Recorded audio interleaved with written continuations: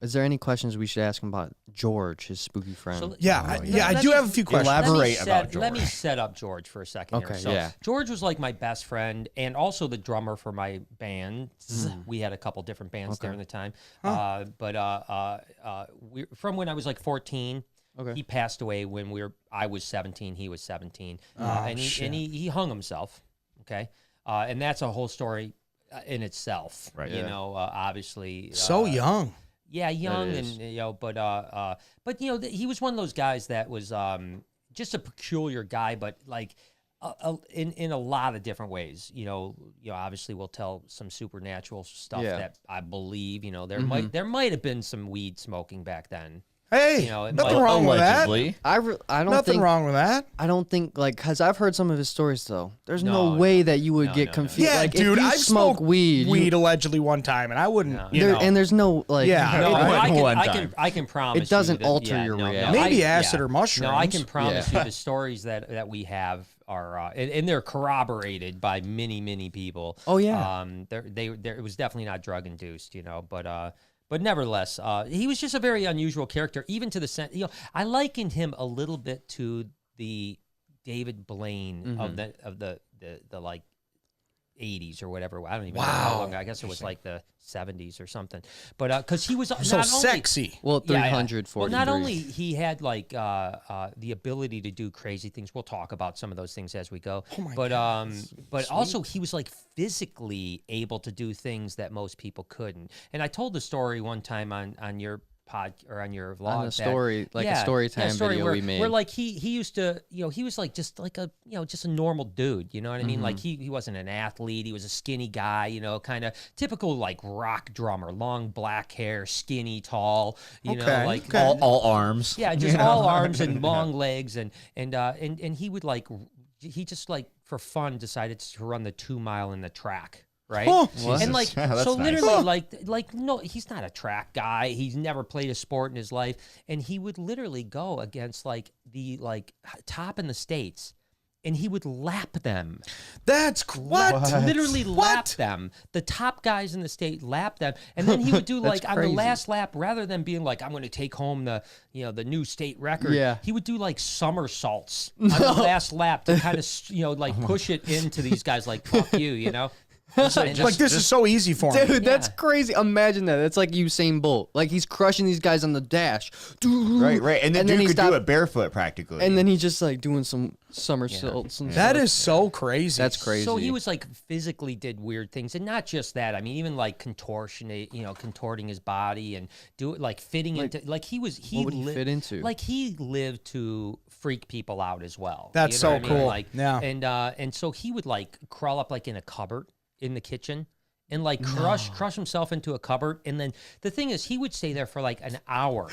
Like just to get that reaction of someone opening it. Just knowing that eventually someone was going to open the cupboard. This is like a dude just built for entertainment. Like in every way possible. If YouTube was back then, this dude would be like, he'd have 20 million. Oh, no doubt. Yeah. But those are like the things you could explain. You know what I mean? Like I tell the story one time, and I had spent the night at. So this was like a band house. So basically, his mom and dad were divorced, and his mom was hardly ever home. I mean, she'd come home like once or twice a week. I'm not exactly sure why. What? So those are the best like, friends. Yeah, it was like a party house. The best. Like we had our band in the basement. We jammed. We had all these groupies over partying and literally like 7 days a week. It was a party at that place. But like one night I was there and we were up in his room and it was me, him, and a guy named Rodney.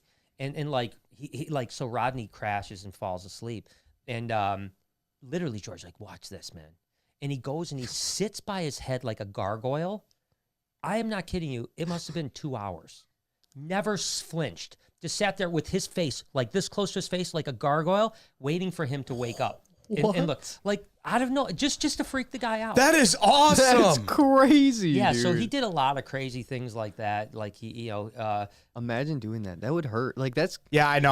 Jeez, I couldn't do it. Burn you would feel the burn after 10 minutes. Imagine what's going on in his mind though. Yeah. That's so crazy to me. Just he's addicted to that thrill of the person scared, like that face or that, right? It feels deeper than that though. Right. Maybe. Yeah, like maybe. I don't know. Yeah, these are I'm all, kind of with you. It feels a little deeper than that. Yeah, and these are things you could explain. Yeah, those you know, are people could sure. do that. Yeah. You know. Yeah. So let's back up a little bit. First off, and a lot of the information I found out about George came from his mom, who was a social worker, by the way.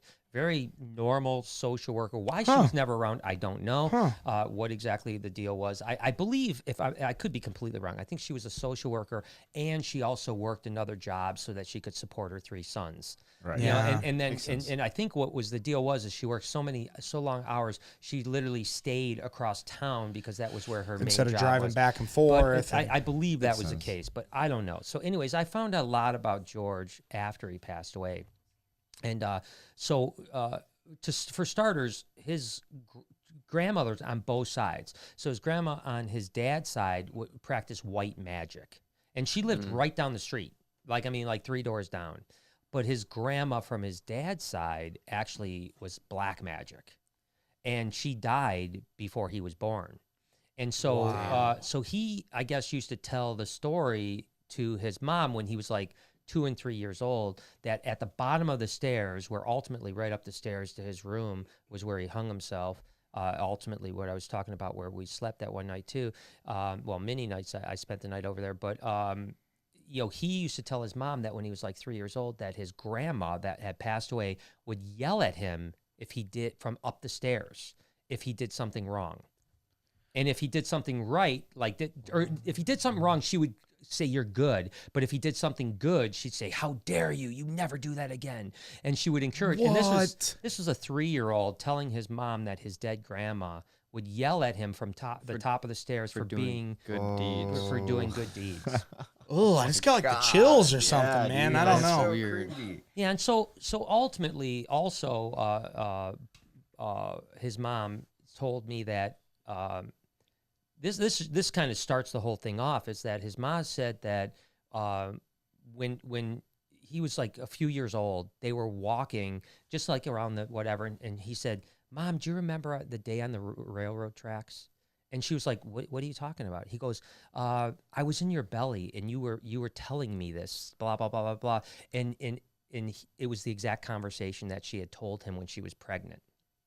What the fuck? Holy shit. And then he told her that he chose her as a mom, that he was given the choice who he wanted as his mom.